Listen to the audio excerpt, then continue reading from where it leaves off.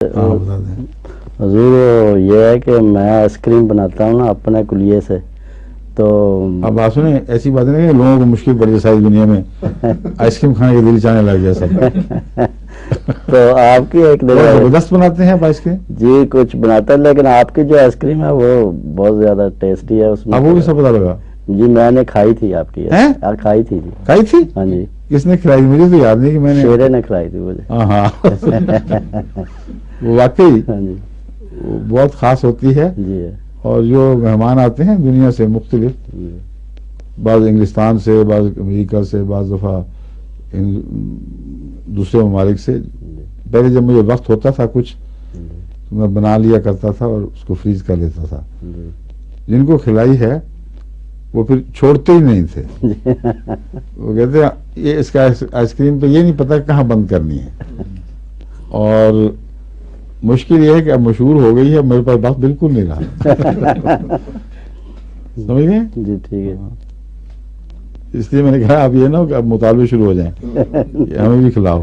جی شاز کبھی کوئی وقت مل جائے تو دیکھیں. وہ ریسیپی کے ساتھ اس کو کس طرح بنانا ہے یہ بھی ہوتا ہے. ہاں اس کے لیے اندازے ہیں کچھ، وہ دیکھنے پڑتے ہیں. اب یہی ہمارے بچے وغیرہ جو دوسرے بھی ہیں، شیروں کو بھی کہہ دوں کہ یہ بناؤ، نہیں بنتی، کچھ کا کچھ بن جاتا ہے. تو بعض چیزیں ایسی ہیں جو تجربے کے ساتھ ساتھ ایک انداز سکھاتی ہیں، اور وہ جو نظری انداز ہے اس کو فارمولے میں ڈھالنا مشکل ہے. اب یہ کھانا پکاتا ہے، باقی بھی تو کھانا پکاتے ہیں، اس کے ان کے کھانے میں فرق ہے. حالانکہ مسالے وہی ہیں، فارمولے وہی ہیں، پتہ ہے کہ اس طرح بھوننا ہے. تو یہ اندازے ہیں کچھ جو خدا تعالیٰ کی طرف سے کچھ صلاحیت ہوتی ہے. تو یہ ان کو ڈھالنا فارمولوں میں بڑا مشکل کام ہے. ٹھیک ہے. ایک راز اس کا اتنا ضرور یاد رکھیں، چربی فیٹ نہیں ڈالتا، اور اکثر وہ ایسے دودھ سے بناتا ہوں جس میں زیادہ فیٹ نہ ہو، اور کریم نہیں ڈالتا. جو بغیر کریم کے دودھ ہے اس کو ہلکا ہلکا گاڑھا کرتا ہوں، تو اس سے جو کریم کا مزہ ہے نا وہ کچھ نہ کچھ اس کے گاڑھے ہونے کی وجہ سے محسوس ہوتا ہے.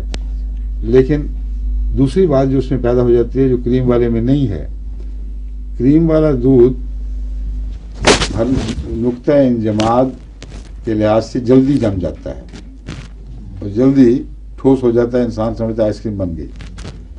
جو جتنا پتلا دودھ ہو اتنا ہی زیادہ ٹھنڈک چاہے گا جمنے کے لیے، اور جلدی پگھلے گا بھی. تو وہ جو آئس کریم بنتی ہے آخر پہ، اس کا اصل مزہ یہ ہے کہ منہ میں ڈال کے اس کی پیاس بھی بجھاتی ہے، پگھلتی ہے، بوجھ نہیں پیدا کرتی. تبھی لوگ زیادہ کھا جاتے ہیں. ہلکی پھلکی چیز آپ کھائیں تو مزہ آ رہا ہوتا ہے، آپ پیتے جائیں یا کھاتے جائیں. اس میں یہ ہے اصل بنیادی راز. اب اپنے اپنے فن کے مطابق اپنی صلاحیت لوگ صاحب بنائیں. یہ فارمولہ بنیادی طور پر یہی ہے.